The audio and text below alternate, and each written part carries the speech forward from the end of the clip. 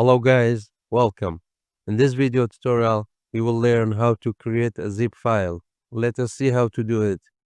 For example, you have these three folders. Each folder contains different files.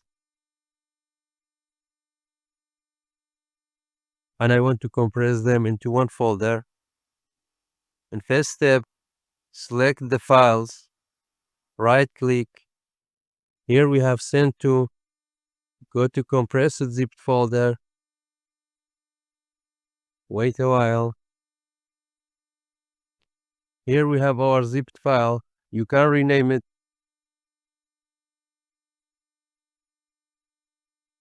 Now let us see the size of zipped file compared with the other files. Select the files, right click, go to properties. As you can see here, the size of the folders 139 megabyte.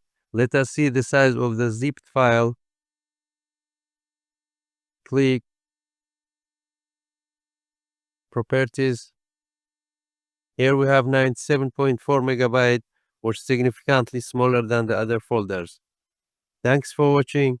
I hope you found this video to be helpful. For more daily tips and tricks, subscribe us and give your feedback in the comment.